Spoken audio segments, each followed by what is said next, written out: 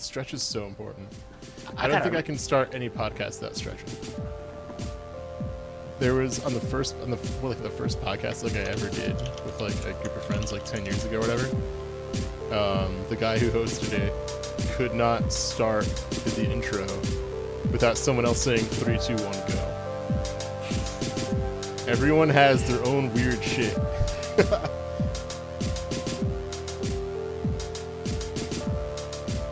Hello and welcome to the YASEcast, episode 12, the big 1-2, as people love to call it. I am Lamo. With me today, I have the one and only Jarvdog. Hey, everyone. I have Master Hoop. Howdy, howdy. And we've got Velius. Oh shit, what up? I think in a really weird way, too, I don't think we've ever actually had 4 people on the show. We've had 3 and we've had 5, but I don't think we've ever had 4. And I don't know why I'm bringing that up right now, but it came to mind, and here we are, I guess. Here we are, the 4 warriors of light. Oh, the 4 warriors of light. That doesn't mean the things. 4 horsemen. That too.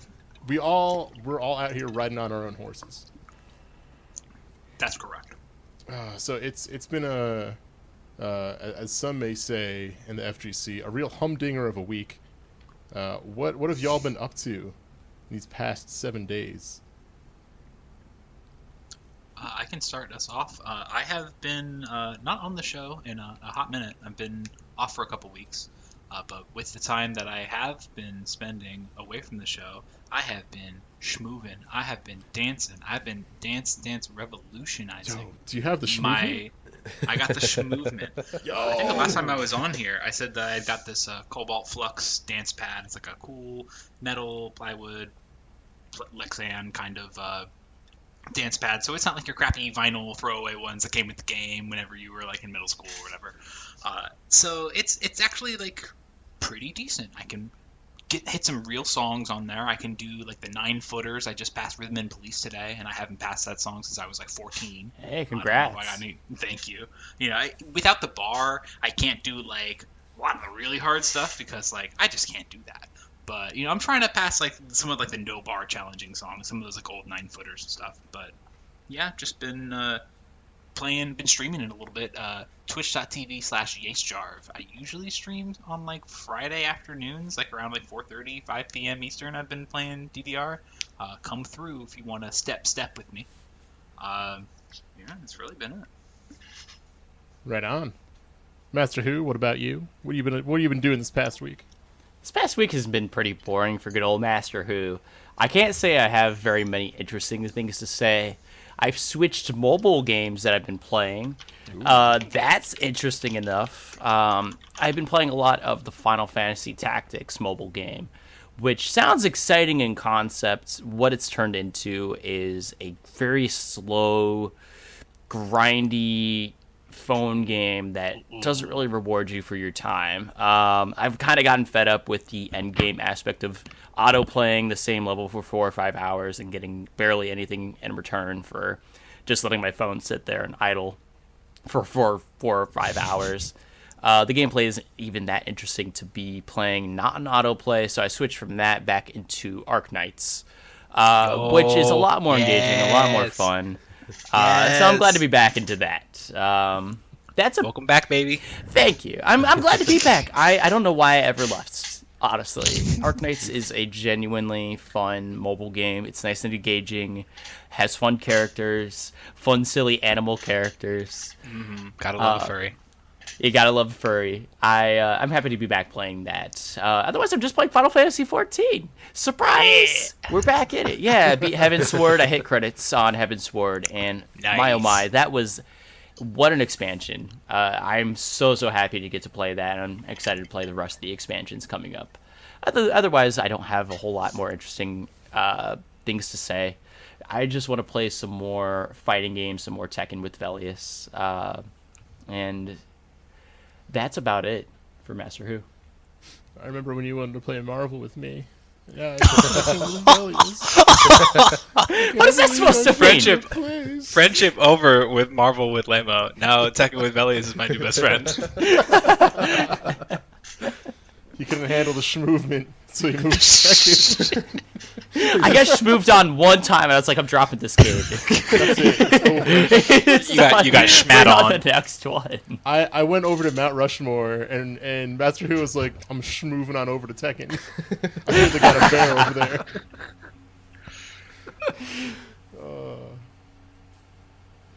Valius, what about you? What have you been up to this past week?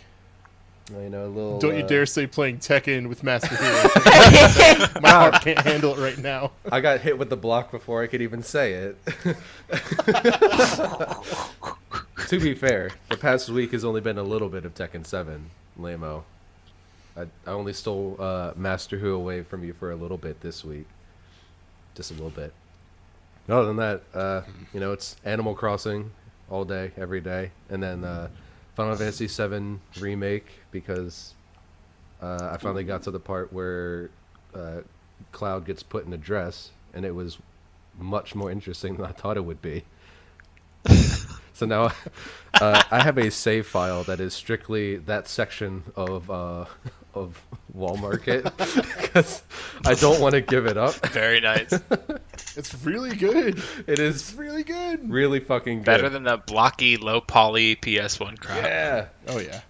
I haven't even played it, but I've seen like a couple like images and gifs and stuff, and I'm just like, yeah, this was worth it. Worth the remake. But like at the And it's a full 4-hour section too. I love it. yeah. It's Whoa. fantastic. Really? It's not just Shit. like you breeze in, you get the dress, and then breeze out. You actually spend a lot of time. You in the words of Letterkenny, you go choring. There's a lot of stuff to do in this version. But the big thing and the big difference maker for me was that I had literally not seen like any of the. It's like at the very beginning of the game. Tifa is asking you, like, you know, about hanging out, and she asks a question like, what should I wear? And you get to pick one of 3 choices. And I picked the one that I knew that I had never seen a single screenshot of, because she mentions an Oriental dress in it. First of all, I hate the word Oriental, but I had to see it because I was curious. And it was actually like a really cute black and pink, like, kimono kind of thing. Cool. Which I guess was, you Yeah, know, I haven't seen that one.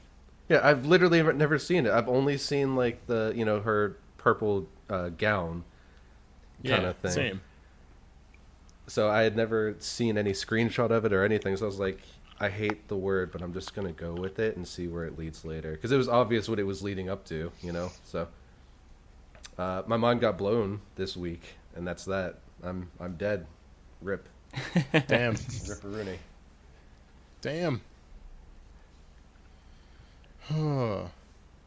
Got so I have 2 things that we'll touch on really quick. One of them I know is really quick. What I did this past week, new Destiny season started, kind of by surprise. Bungie's doing a stream to say, hey, here's what the future of the game is going to be, and here's what the next season is going to be like, blah blah blah. And then at the end, they're like, Here's hey, the immediate future.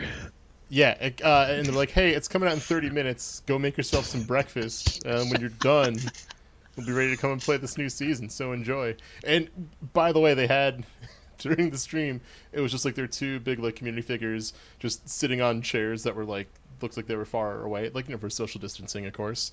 And one of them says on Twitter, like, fun fact about the stream, by the way, we had one of our PAs who's 6 feet tall lie down on the floor, so we knew how far away to put the chairs for social distancing. Oh my gosh. Oh, it was very good, but I've been playing that. I've been playing too much of that, trying to not fall down a giant pit of playing Destiny 2, a game that I already, as of yesterday when I last checked, I have 755 hours in. Jesus Christ. Don't need to put that much more time in it, but I will. Here's to another 750, huh? Hey, hopefully not. Hopefully I don't play that game that much more. The other thing I want to talk about, and I have to look at the timer on Audacity right now so I don't go over about this, have a little bit of a rant. So I've been wanting to put in my main fight stick right now, have a Brook UFB in there. Now you can also get a Brook retro board, and you can like connect them together, so you can use both in the same stick. Super cool. Problem with that though, apparently every place that gets the Brook boards in, so Arcade Shock, Jason's Customs, Paradise Arcade Shop, probably also Focus Attack. They all have very slightly different versions of the Brook board. So because I got my UFB from Arcade Shock, but I got the retro board from Jason's Customs, the hardware that each of them uses, like Jason's has a thing where so that way you can use both boards together. Arcade Shock has their own different things you can use both boards together. They're dependent on like the very unique changes to each board that there are. Like some connectors are like covered up by like meant to use for a certain thing, and it's so fucking dumb. But I can't actually use both of these boards together because I got them from different places, which is something you wouldn't even think about. Like nowhere on the product pages would you think, is there any reason to believe, oh hey, this wouldn't work with this other board that you're trying to connect it to because you got it from a different place. But they are, and if you look at like the product images, you can see like, oh yeah, there's some slight differences on here, and it's just enough to make it so that way you can't do both. That's so stupid. It is. That seems like so much trouble to produce so many SKU numbers for the same board. That's almost more trouble than it's worth. And I've run into the same problem before actually. This was maybe a year or two ago. I don't remember at this point. Time is a weird fucking thing right now. Where I bought a mod from Gummo Mods, so that way you could mod an older TE, like one of the 360 or PS3 ones, but still use that little panel that had like the home button and turbo and all that stuff on a new one. Well, because the UFB that I'm using wasn't from Paradise Arcade Shop, the mod didn't work properly with it. And nowhere is there like, you would never think, there's no reason to believe that it wouldn't work. Why'd they hit you with the DRM, like the physical rights management for your PCB? Dumb. So now I have a retro board that I effectively like. Not that I can't use it, but I effectively can't use it. At least it's not convenient to use now. I don't have to open up my stick and then move my wiring harness over to the other one. Wait, so are you saying, because I have a universal fight board in my AFS case, but I don't know where AFS stocked it from, so I got to figure out which one it is, and then because I do want to do the same thing, I want to get the retro board and put it in there too, have the Ultimate Ace box. But like, so I got to figure out which one it is you're gonna have to connect. You're gonna have to ask whatchamacallit, AFS. Aaron. Yeah. Or cool. or I'm sure if you look at, you compare to the pictures I posted in Tech Talk earlier today. Yeah, true. I'm sure you can probably see which one it is. But it's just, that's so silly. That's I don't get it. Or you can ask people at AFS. All Fight Sticks actually has really good customer support. I promote them a lot because I really like their products. Oh yeah, they make good stuff. Yeah, go ask them. I'm sure they'll be able to help you. But love me Ace box. It's just so frustrating because it's such a dumb thing, and like it seems just very anti-consumer. So I'm a little frustrated. So if anyone is looking for a retro board, a Brook retro board, let me know. We could maybe do a little exchange. Tradesies. That would be really nice. Because I also had, and to be completely honest, this is not a fault of Jason's Customs for this part, but when I ordered the board, because he lives over in Japan right now on an Air Force base, when it got sent out, it got actually, the Postal Service messed up and it got sent to an aircraft carrier in the Pacific. It got just lumped into like the wrong like stack of packages. And so I got a notification. It's like, all right, your package is ready to get picked up from the AFO. And I'm like, that's not fucking right. It's not. That's not right.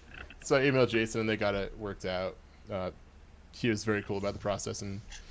But yeah, it's frustrating. I'm going to stop ranting about it because I could go on forever about this. And no one wants to listen to that. But yeah, if you gotta not go on forever for yourself, man. What's that? You gotta not go on forever for yourself, not for us. You gotta be done. You gotta let it go. I'll let it go when I get another retro board in. Okay, fair. Okay. I would do the same. Hella. I still can't believe that they would make so many different variations of the same board just to. Yeah. And it's just really slight things stuff exclusive. Too. Yeah. Woo. I don't know. It's frustrating. Woo. As I've said probably like 1,000 times in the past 5 minutes, it's frustrating.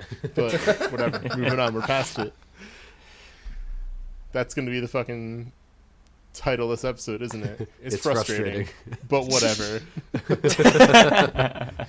And then in parentheses, we're moving on. But let's actually move on. So one of the big things that happened I would say even over the past couple weeks, but just kind of ended recently, itch.io had a massive bundle going on in support of Black Lives Matter, with, I believe, all the proceeds going towards charities. This ended up being a bundle of games on itch.io that I don't know the exact number of games that was on it. I do, because I have it right here. It is 1,000. Oh, never mind. I thought on the main page it would have it. No, I've got the money. I got the money. Hold up. They raised $8.17 million over their goal of $5 million. So that's great. Okay, it's 1,741 items. 1,741 items.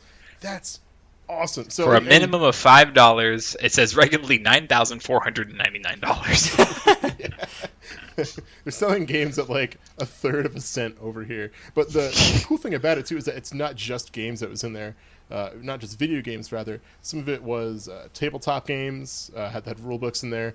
There were map builders for RPGs. There were a lot of like, hey, here's just like asset packs that you can use for game development, stuff like that.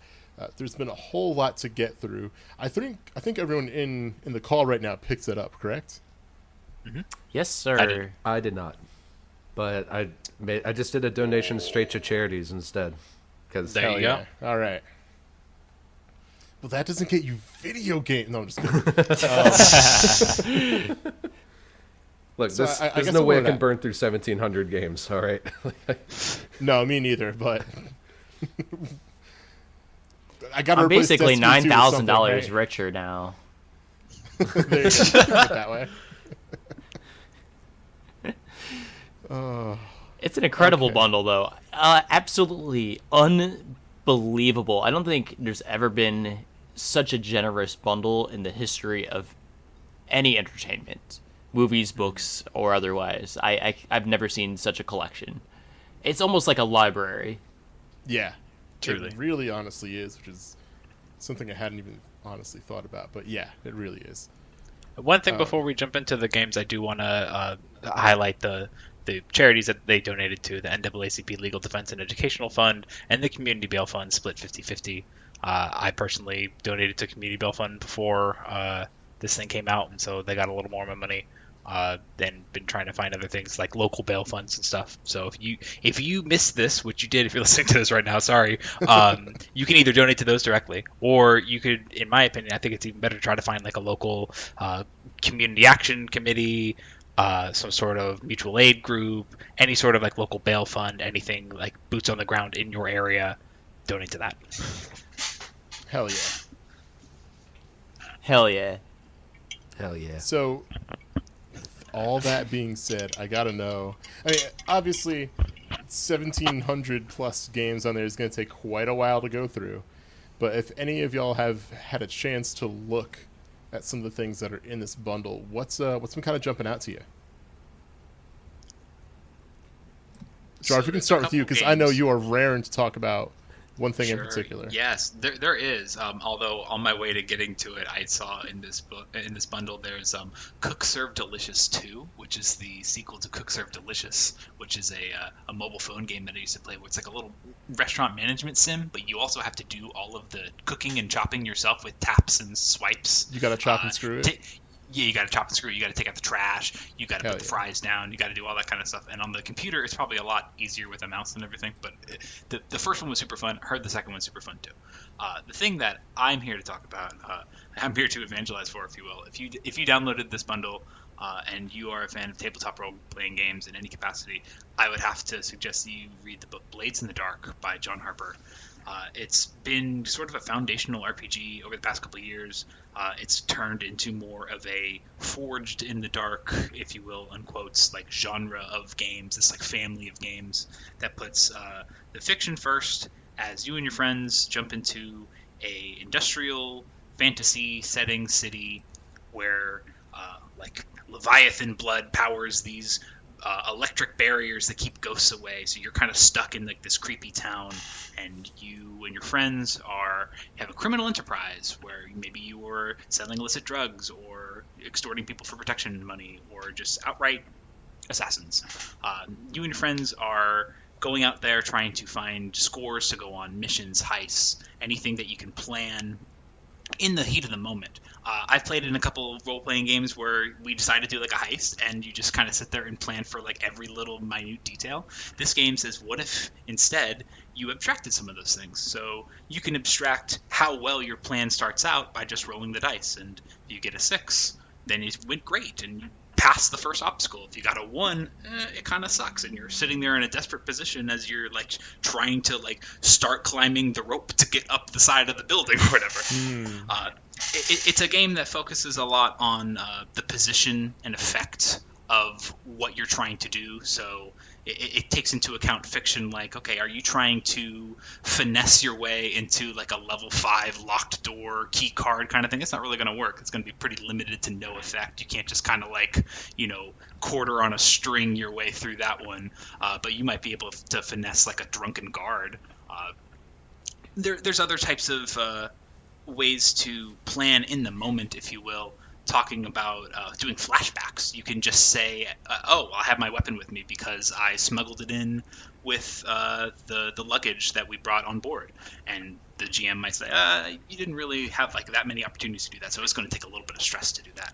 And there's a mechanic called stress that allows you to push yourself to do these daring types of things, take more damage and shoot better and try to get the best score that you can on these rolls, but it costs the stress that as you accumulate it, you need to relieve it in some way, and that is during the downtime. After you've accomplished your score, you've come home back to the HQ, and you have some entanglements to deal with. You've got maybe some heat from the cops or from some factions that maybe decided that they don't really like you now that you've stolen from them or whatever it might be.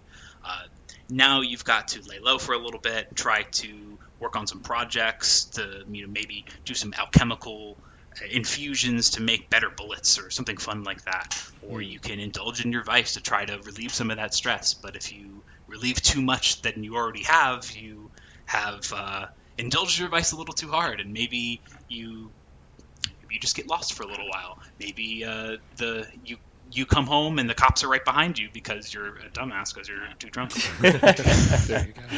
Been there. The point of the game,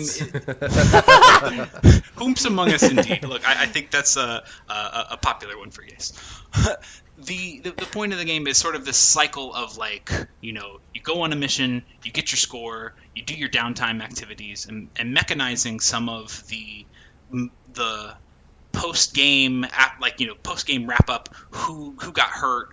Who got mad at you? What did you steal? What did you take? How does it affect the world? How does it affect factions? Some of those things are more less abstract, like you would have to just kind of come up on your own in like a Dungeons and Dragons for some things, like what kind of factions are upset about you, or what is like the main plot of the story going to do now. The game kind of has some features in mind to almost make it like a sandbox where you're repeating this cycle of like free play as we try to figure out the next mission. We'd go do the mission, we do some downtime where we grow the base, maybe attract some new cohorts, and now you've got some people on the inside, so you can do some more like secretive kind of stuff. Or maybe you want to cohort, get some like a gang of toughs to come like with you for the next trip, so that way you have a bigger presence of a gang to come fight with people and scrap out in the street. It's kind of like a fun sandbox. There's a lot of good podcasts of people playing it. John Harper himself has done a couple sessions with other tabletop RPG players and designers, and they've got a really good game. Friends of the Table has done a season using Blades in the Dark, their Marielda season. It's a really cool game, and I hope you check it out. It's a lot of fun. Yeah, the thing that, and you kind of touched on this a bit, I like that it streamlines a lot of the things that I don't want to say I don't care about necessarily. Like when you're talking about, for example, okay, well, how did the beginning of your plan go, et cetera, just roll for that rather than having to act out each individual thing. And I feel like that opens up and makes it so much more interesting than if, okay, well, roll your whatever check to get to the store. Okay, now what's your check to do this other thing? It's like, okay, we don't need to have it. It simplifies a lot of that, and I think that opens up for a lot of other areas to be a lot more interesting. It changes the way that you interact and tell a story. But to be a lot less serious, you said finesse a guard earlier. In your example, I just imagine like the group go like one person walk with the guards like, yo, check this shit out, and he just does like the nastiest footwork routine like right in front of the guard to distract him while people sneak in behind. Freddy Krueger footwork out Movement here. check. Oh my Yeah. god. Or Michael Myers footwork. There we go. If y'all haven't seen the Before- Michael Myers footwork video, look that shit up. Please. Yeah, you got to. By the way. It's Before I wrap this, to wrap this up, I just want to give a couple touchstones that the game provides. Like, hey, if you think this game might be cool, here are some like TV and other things that are sort of similar to it. Apparently, the show Peaky Blinders. I've never seen it. Narcos, The Wire. Talking about games like Thief, The Dark Project, Dishonored, Bloodborne. That kind of like Victorian Gothic. But also like industrial fantasy kind of stuff. That kind of vibe is definitely what we're going for. There's occult stuff. There's ghosts. There's automatons that are inhabited by ghosts and all sorts of stuff. There's a lot of like there's a whole verb that you can do in action called attune, where like you attune to spirits. If you're some sort of like you can take your gang of criminals into a more like spiritual way. If you're some sort of ghost hunter service. I don't know. That sounds Recreate incredible. Ghostbusters. Being friends with a bunch of ghosts to do big crime. I like that. I would the never game stack is- stress, though. I would be the most chill, unstressed. Oh, you got to. I would you've got never to push stress. yourself.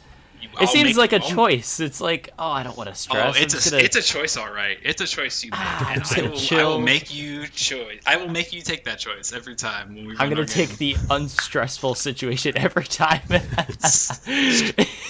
matter, always no matter how it Blades goes, player. I'm just gonna chill. No stress ever. Can I zero stress. can I play that game? Can I be the criminal doctor so I can make the you got ghosts in your blood, you should do cocaine about it joke? What? Can. That sounds like great advice. That's not even a joke. It's the like 1800s doctor meme. Yeah. Yeah, That you got ghosts in your blood, you you could should be do a cocaine leech. about it. Should do some you coke. could be a leech, which is considered a tinkerer or an alchemist or a saboteur, and I think they get to use like a doctor ability so they can heal people. And so you could definitely, but if you were one of those and your gang was like an illegal cartel running dope, then yeah, that could absolutely be your character, like easily. I got the solution to all your concerns. It's called opium. Enjoy.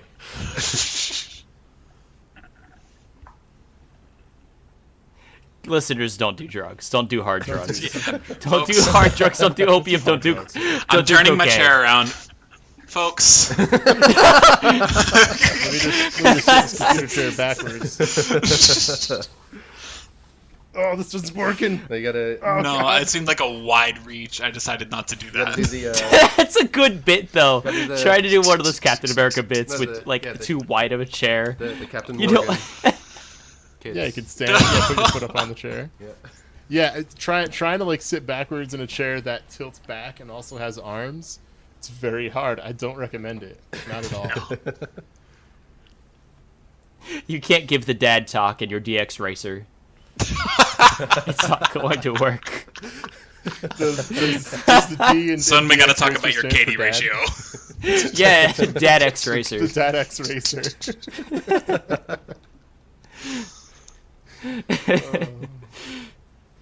That sounds like fun.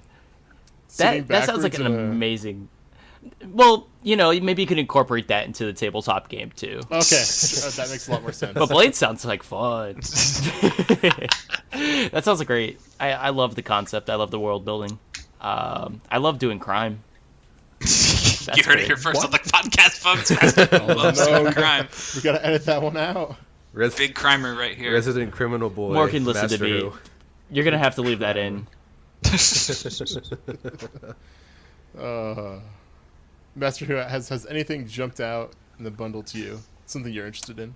Or I something bought that, the or something bundle, that you want to yeah. tell people to get on? You know what? I'm going to go smack dab to the middle of the page of the bundle because I bought the bundle. I have not even looked at the bundle since buying it. So I'm going smack dab in the middle. Okay, I'm going to click on. I can give you Any- some time if you want to. I can talk about some things that I'm interested in. I like that. Take it over, Lamo. I absolutely will. So one of like my favorite games, actually two of my favorite games really are in here. Both Celeste and Nuclear Throne. If by somehow you have not played Celeste yet, I don't know how you've managed to do that. That's almost an accomplishment at this point. That's me. Celeste is. I haven't played it yet. I haven't played it yet, but I got the bundle. So I got the bundle. I also yay. bought it on Switch the other day because I got it for Hell free yeah. with Animal Crossing because of the gold points, but whatever. Nice. Celeste is. Oh God, I'm disappointed in y'all. But anyway, Celeste is a very. I heard very, it's great, very, though. It's an incredibly good platformer that kind of. I don't want to say like rejuvenated people on platformers, but it's just the first time there was just something that felt so damn good in a while that had at least that had such a high profile release, especially from an indie developer. It starts out relatively simple. Hey, girl named Madeline shows up to climb a mountain. It ends up being a bit more involved for a story, which wasn't expecting too much from a platformer. Everything feels absolutely great in it, though. Yeah, you could probably beat it in like 5 hours or so on a first run, maybe 6. It's a great time, though. I've gone and I originally got it for free on the Epic Game Store. I played it there, and then it was on sale on Switch, and then I bought it on Switch because I was like, shit, I got to give these people money. And then now I have it again for a third time through the itch.io bundle. Absolutely fantastic, though. And also a really good soundtrack. I actually want to see if this comes with the soundtrack now on itch.io because that would be dope as hell. The not. soundtrack has come up on Spotify while I was at the gym, and I'm like, yo, I'm pumping out the reps of First Steps. Yeah, dog. It's fucking good. It's really good. It's really good. Okay, unfortunately, it does not come with the soundtrack. The soundtrack is on Spotify, though, as you mentioned, so that works. Other game that's on here that I'd really love is Nuclear Throne, which is a top-down twin-stick shooter.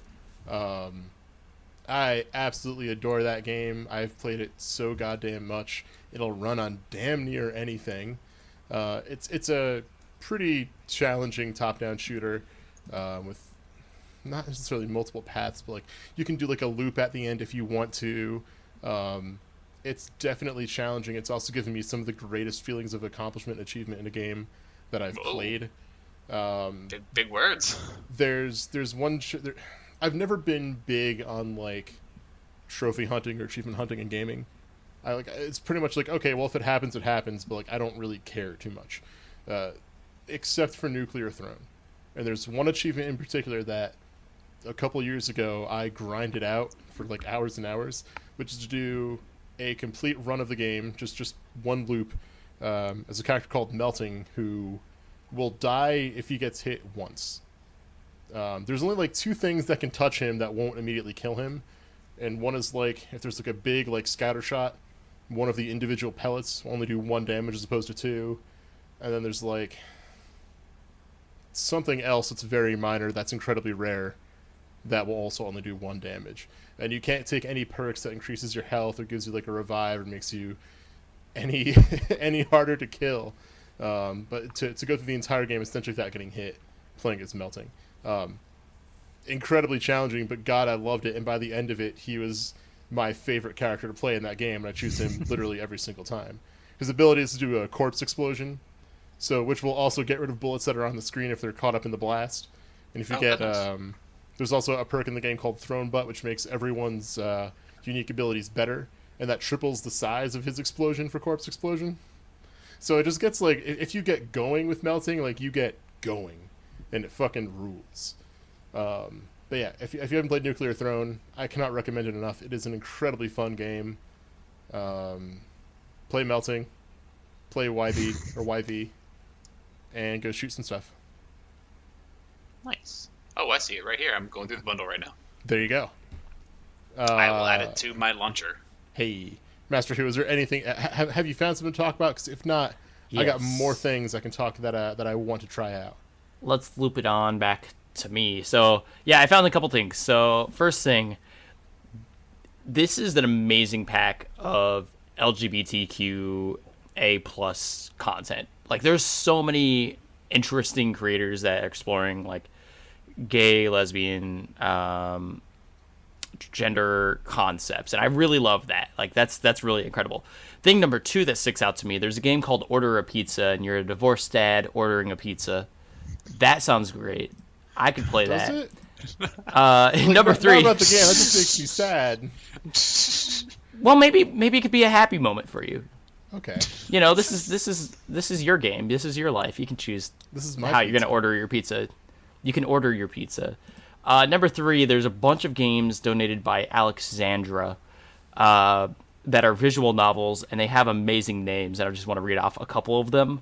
And they make me really want to play them just by the names alone. So there's a couple named, like, My Friends and I were granted 3 wishes by a cat goddess, and I swear I got distracted when my term came around. I saw that one. You saw that one? This one That named. is such a good fucking name. Oh my God. It's like immediately like, I'm sold. Yeah. Get me in there. Launch the EXE right now. I want to play it right now. There's a couple others, like my friend took me to a feline therapy place for my anxiety, and I'm starting to wonder where the cats are. I signed to be the substitute familiar of a struggling witch to pay my bills, and I'm just now realizing what I got myself into. Like, these are all fantastic. And I just want to point out, so fucking on point. And they're amazing. Every single one I'm reading, I'm like, get me in, invest me. I want to know. I just need to know what is behind this title, and I just wanted to point those out. But really, this bundle has so many things also for game development, which is something that I eventually want to loop my career into. I'm going to college for computer programming, and there's a lot of resources for game development that I can then build a portfolio with and like get my career off the ground. So that's also incredible. To really speak to a lot of this, though, I would just need to dedicate a lot more time into just exploring this bundle. But I just want to bring that up, that there's a lot of amazing stuff in here that sticks out to me, and I'm excited to actually play. Including Celeste. I'm sorry that I sinned. I'm sorry I'm a bad boy. Same. I'm not mad. I'm just disappointed. God, You're gonna have to give me another dad talk on the DX Racer. It's the Dad X Racer. Come on. Sorry. Oh, that's so good. So, are there things that have stuck out to any of you? Also, that I mean, we talked about some things that we've already played. I mean, and talking to about the resources that are available in here too is really good. I know, Jarv, you and I mostly touched on games that we have already played or already familiar with. Is there anything that's just kind of immediately caught your eye? There is a game I have heard of called I'm Sorry, Did You Say Street Magic? That it's another tabletop RPG. It's now there's like a big interest in like map building games where like you sit around with a blank piece of paper, or maybe like a couple things already on it, and everyone like takes turns like helping to draw a map of a community. There's also other games that come with a map, and you just kind of point to things on the map and say, oh, this is this or this is that. And so that looks like an interesting one of those. But going through it, there's a bunch of RPGs. Like the tabletop RPG community is blowing up on this one. If you bought this one, you bought like a million RPGs. Visgoths versus Molgoths, and Lancer, and Harvest Valley, which is definitely a game that sounds like Harvest Moon cross Stardew Valley, because it's kind of what it is. The font looks like it. Someone actually recommended Lancer to me. They're like, hey, you should check out Lancer. I think you'll like it. So that reminds me. Lancer is like a cool mecha robot game. Hell yeah. I think a friend of ours was saying that like the robot building part almost feels like constructing a magic deck, because there's so many good synergies and things like that. You could just sit there and just like, I'm not even playing in a campaign, and I've already made 10 mechs. So there's one that popped up for me that just like scrolling through the list earlier kind of jumped out to me. It's actually a tabletop game called Sleepaway, and just the very quick pitch kind of sold me on it. And this is like the opening sentence on the page for it. Sleepaway gives us long hazy days, chilled summer nights, kids screaming and chasing fireflies, crackling campfires, and a gaunt, cruel monstrosity forever hiding just out of sight, always asking, what do you do next? And so you're essentially playing as camp counselors at a summer camp where there are some kind of eldritch old gods hanging around just out of sight. There's essentially are monsters at the summer camp that, and I'm guessing it'll have to be some kind of protecting counselors or whatever the campaign ends up being, but it seems pretty neat. Like to take a relatively simple setting, or at least what can on its face be a very simple setting, and then work that into to be something. Because I think it's not uncommon for us to see summer camps as a setting in media, whether it's coming of age story, whether it's like a summer romance thing, or even it's like, okay, well, we can also do slashers here too. no one necessarily forgets Friday the 13th. But I saw this, and like I'm just kind of looking at, there's like different kinds of I don't want to say enemies, but there's what they call the strangeness. There's a whole chapter dedicated to that, and there's a whole bunch of different options too, and it seems really neat. I definitely want to read this and see what it's all about. Everything seems super cool. There's a cool setting. There's a spell crafting thing where it's like, hey, like anyone can actually do these spells if they have if you can find the right components for it, and put all the things together you're going to need for it. But one class is better at it. It seems really neat. There is a game here I'm looking at called These Cards Have Hearts. And it is a powered by the Apocalypse role-playing game, which just means it's a tabletop role-playing game that uses like a certain kind of system mechanic, sort of like when people say D20 to mean a Dungeons and Dragons style game that uses a 20-sided die for different checks. This is a game where you roll 2 6-sided dice, and depending on the results, that's what you get. It is a game where I guess if you grew up watching like Yu-Gi-Oh or Bakugan or like any sort of like game-based like shonen anime, it's supposed to like replicate that, where like you battle with friends and NPCs with like a card battler, but you don't need any cards and you don't have to say that the cards do whatever. You just roll the dice, and depending on the outcome, if you get a mixed success, then you say that my card combo was working for a little bit until he got the upper hand and used a trap card, and now I'm kind of on the defensive back foot or something like that. Just the silliest things that people make these RPGs about. But like honestly, I do kind of want to check this one out. It looks pretty funny. Hell yeah. There's one I've been eyeing called Butterflies, episode 1, which looks very much like a Jet Set Radio game, down to like the character design, like their idle animations.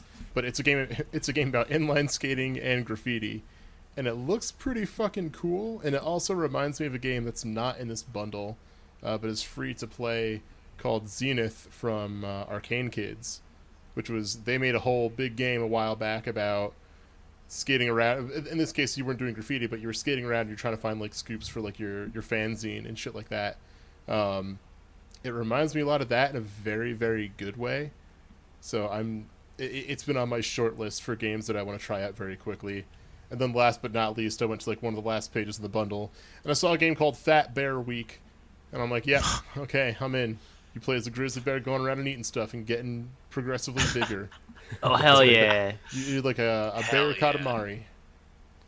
It looks dumb as hell, and I'm super fucking into it. What?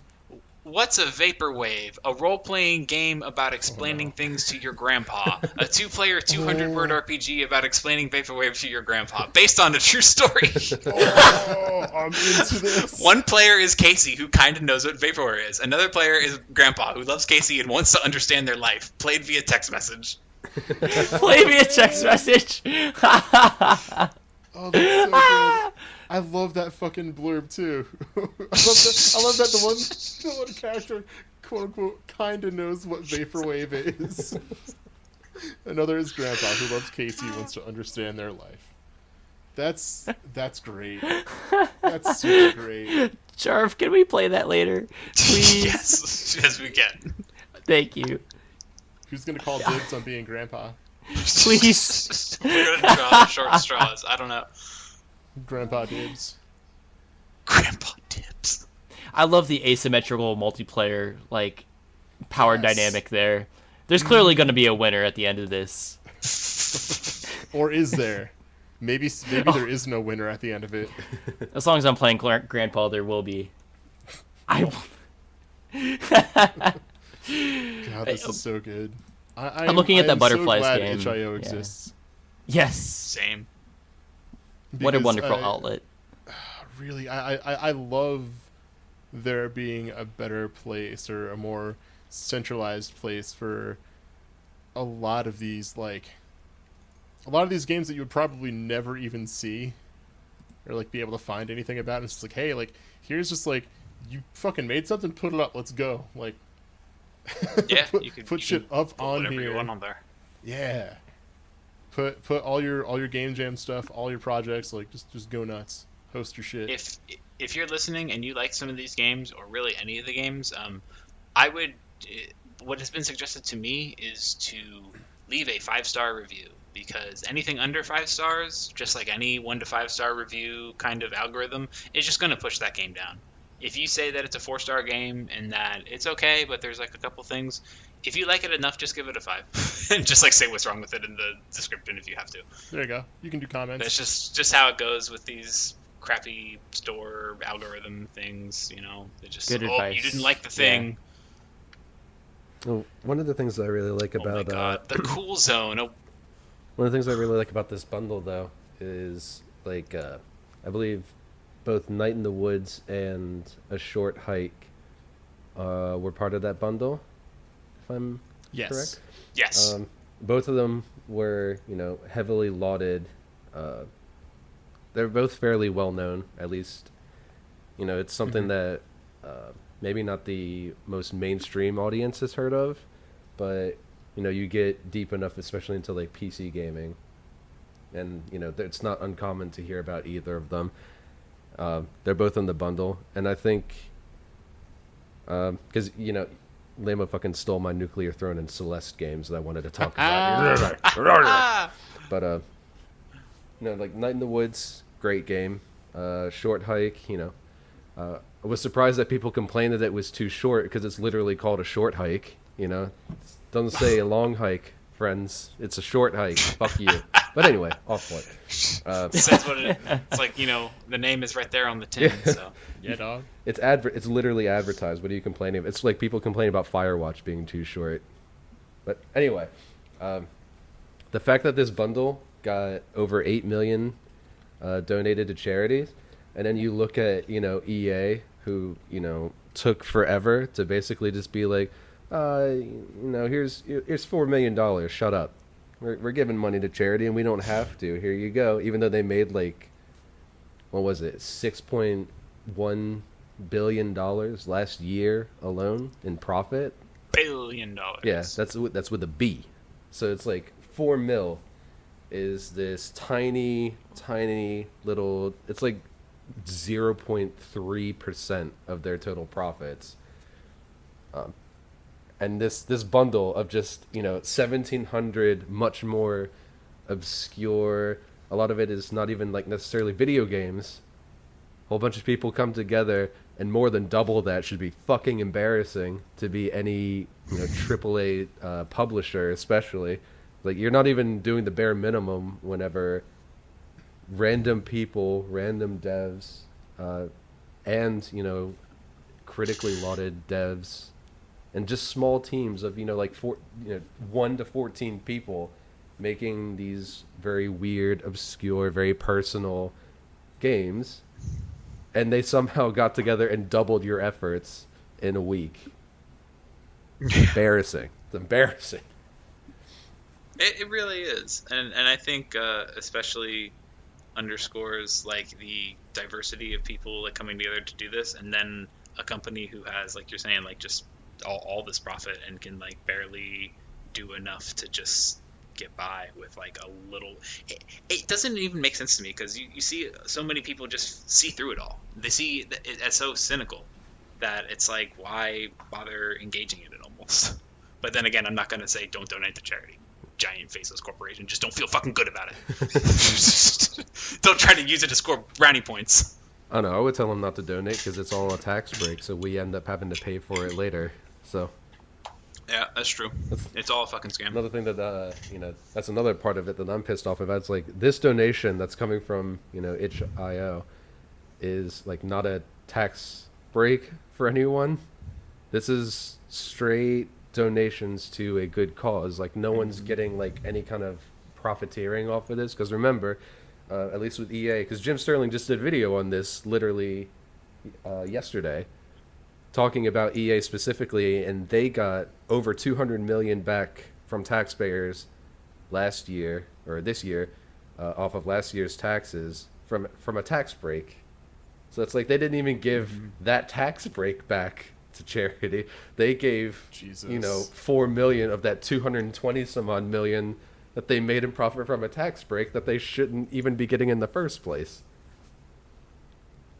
But this whole bundle is, it's a very good feel good moment for everyone who pitched in, for the developers who went ahead and, because the bundle was initially a lot smaller and a lot more random, and then they added so much more, and that's even better, is that they didn't just be like, oh, if you donated early, you miss out. It's like, no, it's like these devs came in and just said, no, give it, like, this is great, like, just keep giving.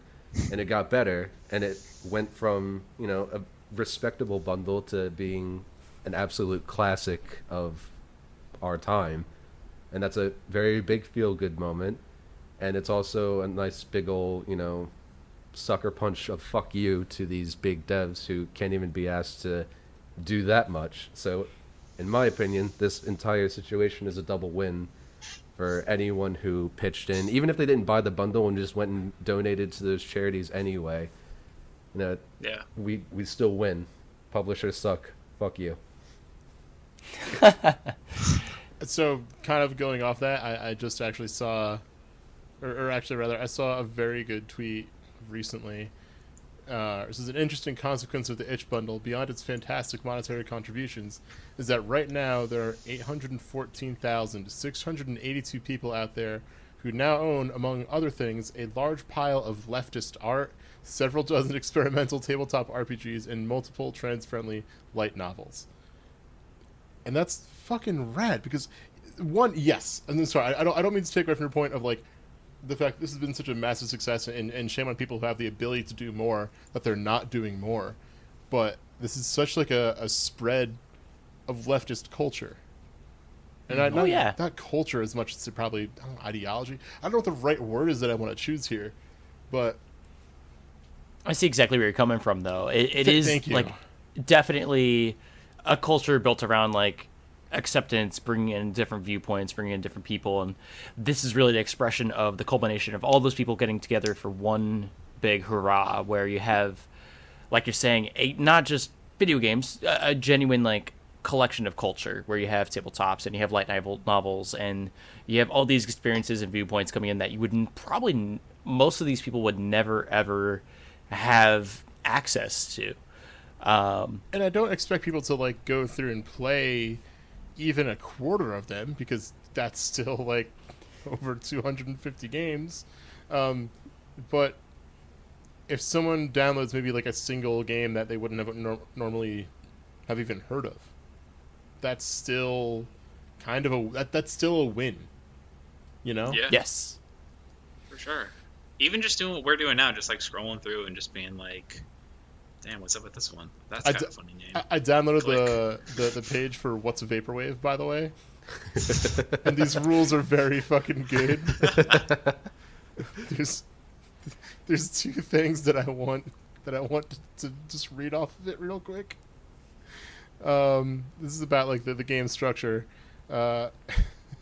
Where is it? Casey must attempt to end the discussion in as few words as possible. Do not give up on Grandpa. And then the game ends when either Grandpa or Casey exceeds 40 text messages sent. If Grandpa understands Vaporwave, Grandpa mails Casey a crisp $20 bill.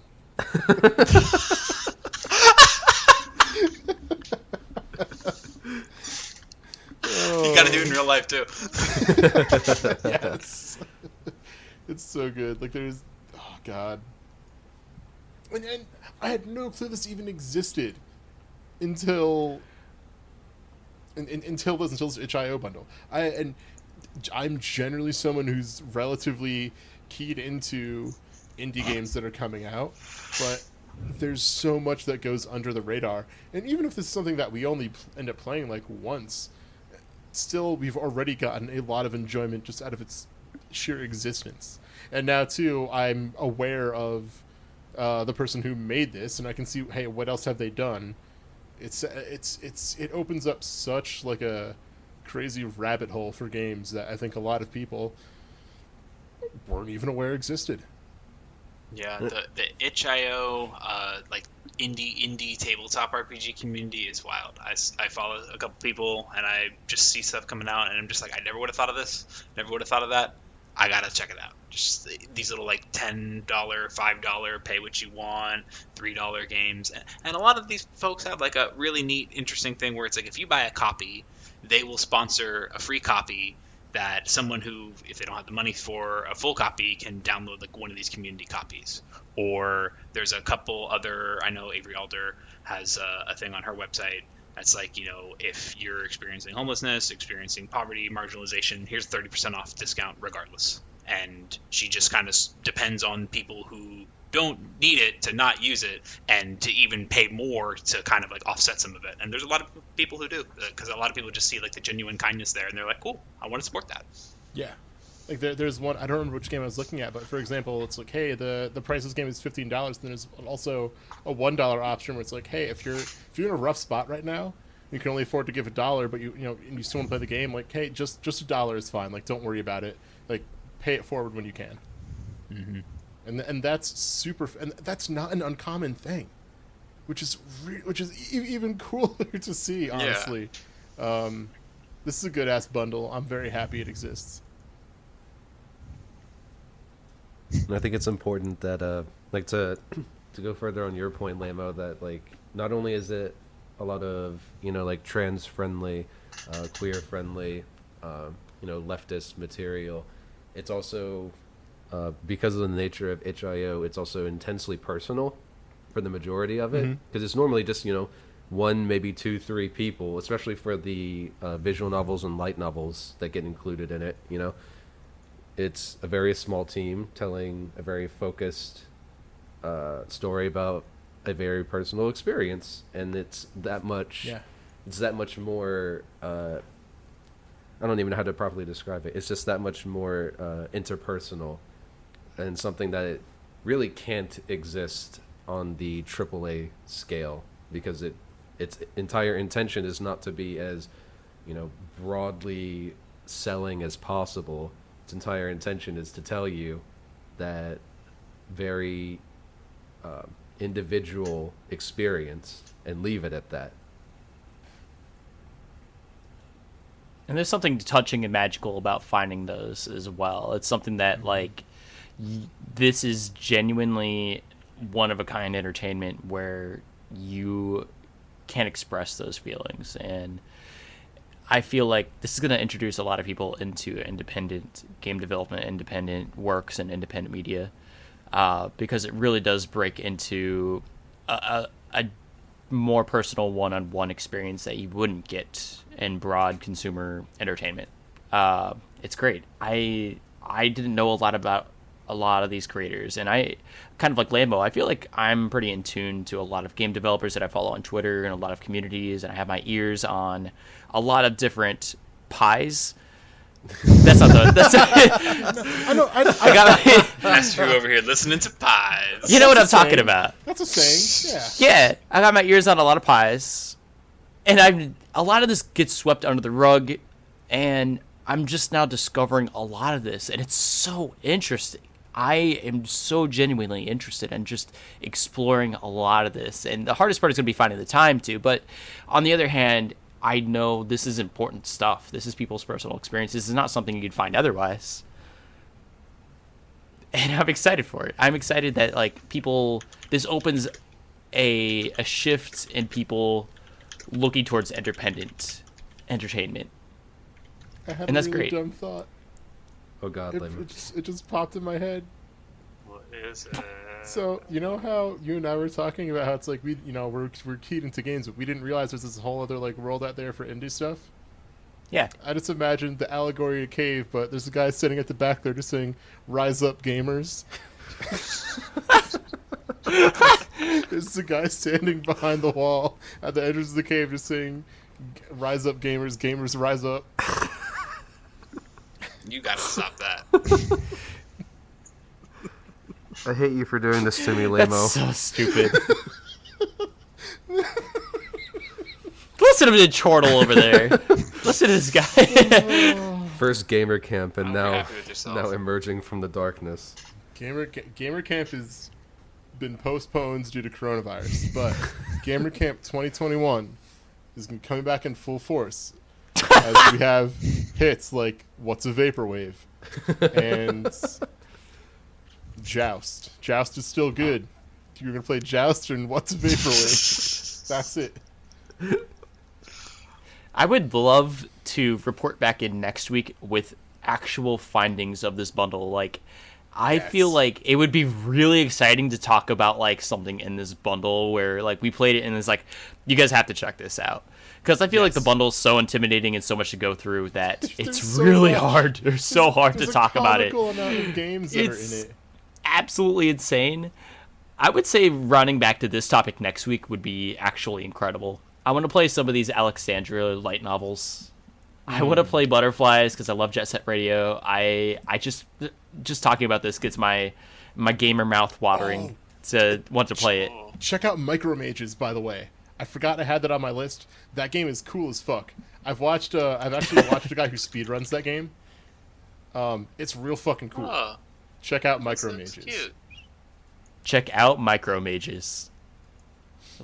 That goes for both listeners and for everyone on this podcast.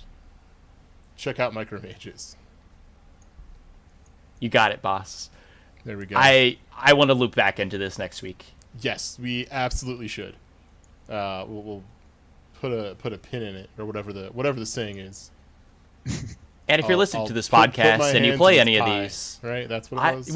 we're putting our hands into the pies, the gamer pies.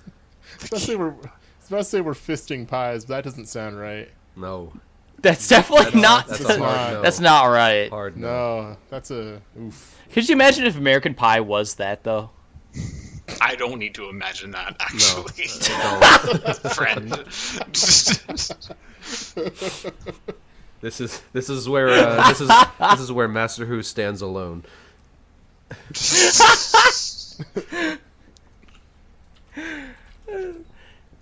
If you're listening to this podcast and you play any of these games, at me on Twitter or at YASeWorld, but more so at me, at Master Hooligans. I want to hear about people playing these games. I want to hear people's experience. What did you find out of these 1,700 games? Talk to me. You could talk to these other guys too, but talk to all me of us, first. yeah. Get my permission. I love to hear this sort of thing. Yeah, definitely get in touch with us over Twitter. Which, by the way, we should probably start wrapping things up. So where can the people find you on Twitter? Look at that beautiful segue. Perfect segue. Just That was buttery smooth. I'm at Twitter at Master Hooligans. That's WHO Ligans. I'm on Twitch at Master Hooligans as well, and on YouTube at Brett's Play. I love that name. I'm always going to love that name. You can find me on Twitter at JarvDog, DAWG, and you can find me on Twitch, Steppin' with that Dance Revolution, and I don't know, I guess since we have like 1,700 something games, maybe other games, at twitch.tv/YaceJarv. And you can find me, Velius, at Twitter_Velius. I also blog at realbattleonfilm.wordpress.com and on Twitch at /VeliusVS. You can find me, Lamo, on Twitter at Lamo_SD. Maybe you'll catch me on Twitch someday streaming some of these fun games. That's just twitch.tv/Lamo. Kept that one nice and simple for you. And you'll be able to find us next week right here on the YASEcast. Definitely want to loop around and talk about some of the games that we played from the itch.io bundle. Definitely want to talk about a whole bunch of things. Talk about feelings. Talk about who knows what. I don't want to spoil anything. But follow us on You're going to Twitter. have to tune in and find out. Follow Yase on Twitter. I think it's just YaseWorld. I think it's just YaseWorld. I don't know, man. I'm bad at being a host. You better do more than think than it's just YaseWorld. It is Yace World. It is. It's always. And it's been always Yace gonna World. be Yace World. There we because go. somebody already has at Yace, and I'm pretty sure they be retweeting hentai. Oh, that's right. That's right.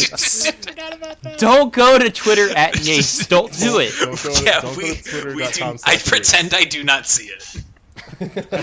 I wish I did not see it, but yes, we will see you next time. Thank you for joining in and listening to YASEcast episode 12. Thank you to everyone for joining me here today. I had a blast, and we will see you next time. Take it easy.